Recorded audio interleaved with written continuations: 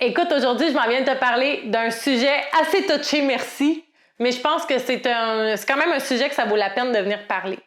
As-tu déjà entendu parler du triangle dramatique des relations toxiques? Ça a l'air dramatique, hein? Ben, honnêtement, ça l'est un peu. Pour avoir été dans certains contextes et pour coacher, veux pas des gens aussi en développement personnel, c'est quand même quelque chose qui est très destructeur. Puis c'est vraiment, tant qu'on est dans ce triangle-là, honnêtement, tout ce qui est développement personnel peut être assez difficile, merci. Parce qu'on tombe dans des patterns, parce qu'on tombe dans du sabotage, puis parce que surtout, on n'est pas tourné sur soi. On est toujours tourné vers l'autre. En fait, ce triangle-là, dans ce triangle-là, tu as 3 places. C'est comme si il y avait 3 positions. Une ici et une ici. Et chaque position nourrit l'autre. Puis en fait, tant que tu es dans ce triangle-là, ben, il n'y a pas grand-chose qui va pouvoir se passer. Je vais te parler de la première position. Puis au travers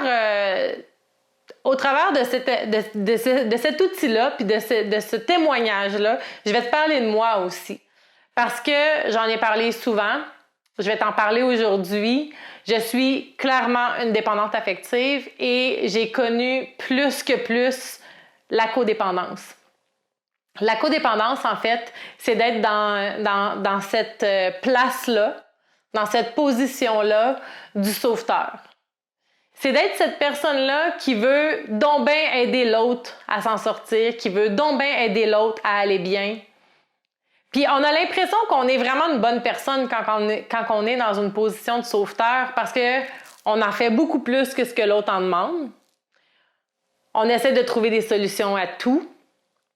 On essaie de l'aider, d'aider. Mais en fait, il y a quelque chose de super malsain à ça parce que la vraie vérité, et là je vais te parler de moi, donc je peux parler avec humilité, et si je l'ai été, si je le suis, je peux te le dire, il n'y a rien de gratuit là-dedans. À partir du moment où tu fais tout pour aider l'autre personne puis que tu penses que tu es la bonne personne des deux, tu es en train de te mentir à toi-même. En fait, la vérité, et là c'est super inconscient, toi tu fais tout ça, ou moi je faisais tout ça parce que je voulais être aimée. C'était pas de l'amour inconditionnel, c'est de l'amour conditionnel puis c'est de la frustration que l'autre me donne pas ce que je veux en retour. Le fait de vouloir faire le ménage à sa place, le fait de vouloir venir combler ses besoins, le fait de vouloir garder ses enfants, le fait de vouloir l'aider dans son travail, tout quoi, c'est pas gratuit. C'est parce que je veux avoir de l'attention en retour. Parce que je vais chercher de l'estime de moi à faire ça. Puis en fait, ça vient vraiment me faire suer que l'autre personne ne voit pas tout ce que je fais pour lui. Mais en fait, l'autre, il n'a rien demandé. C'est ton choix, c'était mon choix de faire tout ça. La position de sauveteur a l'air de la belle position du triangle toxique, mais en fait, non, il est aussi malsain que les deux autres. Puis en fait, j'ai envie de te dire que j'ai réussi à me sortir de là à partir du moment où j'ai commencé à essayer de me sauver moi-même avant d'essayer de sauver les autres. C'est vraiment la base. Donc, maintenant qu'on a parlé de la position de sauveteur, je le sais, ça fait, c'est plate de se le faire dire, mais honnêtement, je t'en parle parce que vraiment, moi, mon triangle toxique, je suis restée dans ce triangle toxique-là tant que j'ai pensé que j'étais à la bonne place en étant la sauveteuse. Mais en fait, j'avais vraiment besoin de me prioriser moi. Puis ça a été le premier pas pour me sortir de ça. Et la raison pourquoi je viens vous en parler, c'est que je vous souhaite vraiment de sortir de ce triangle-là si jamais vous êtes dedans. La deuxième position, c'est la position de victime. La victime, c'est la personne qui se victimise, qui pense que rien n'est possible si elle est toute seule, qui voit toutes les difficultés qui arrivent, toutes les pourquoi ça ne marcherait pas, qui a l'impression que les autres doivent l'aider. C'est une personne qui va beaucoup caler le haut secours. J'ai besoin d'aide, qui peut m'aider, je peux pas y arriver. Puis c'est comme si on voulait avoir de l'attention. C'est comme si on voulait avoir de l'attention en se mettant dans une position de sous-personne. Puis en fait, la solution, c'est pas compliqué, c'est de te sauver toi-même. Encore une fois. En fait, dans chacune des positions de ce triangle-là, la solution est toujours de te sauver toi-même. Et toujours de venir t'auto-analyser toi-même. Puis c'est toujours de te regarder avec l'humilité toi-même. Parce qu'honnêtement, ça demande du courage de se regarder avec humilité. Ça demande du courage de sortir de cette position-là, puis de se regarder avec assez d'honnêteté pour dire « Écoute, je pense que ce que je suis en train de faire en ce moment, c'est pas sain. Puis je pense que je vais avoir assez de courage pour être honnête, puis de me prioriser tout à coup, puis de rebâtir la base de cette confiance en soi-là. » La troisième position, c'est la position du persécuteur. Je ne sais pas si tu as déjà entendu parler des personnalités toxiques, des relations toxiques, des persécuteurs narcissiques, ces choses-là. Honnêtement, c'est une situation que tu ne veux pas vivre, c'est une situation qui est extrêmement difficile à sortir de là. Le persécuteur se retrouve dans cette position-là. Le persécuteur n'est pas correct, mais les deux autres positions ne sont pas correctes non plus.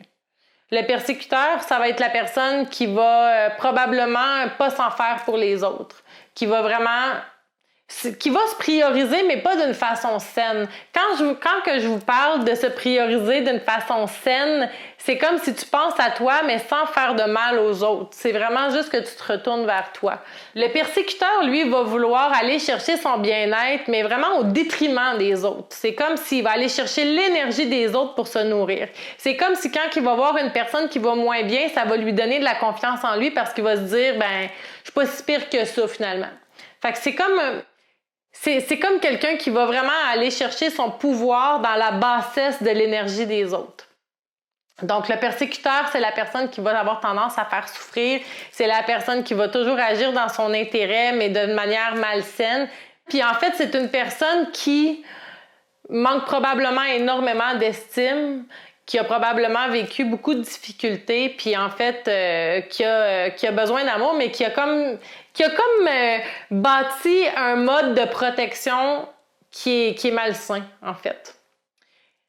Quoi qu'il en soit, ce triangle-là est un triangle extrêmement destructeur dans lequel c'est très difficile de s'en aller dans un... tu sais, quand on parle de la vie de rêve, quand on parle d'aller se réaliser, quand on parle de la confiance en soi, quand on parle de poser les actions pour s'amener dans un état de bien-être, honnêtement, tant qu'on est dans un contexte comme ça, la raison pourquoi je voulais en parler dans les capsules, c'est quand on est dans un contexte comme ça, c'est très difficile d'aller chercher les autres outils.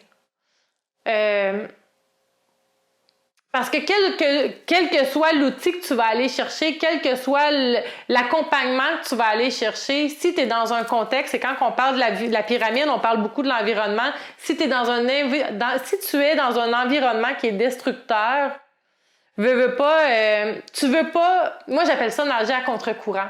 C'est comme si tu voulais nager vers ta suite, vers tes accomplissements, mais si tu es dans un contexte comme ça, c'est comme si tu nages, mais le courant de la rivière te recule tout le temps.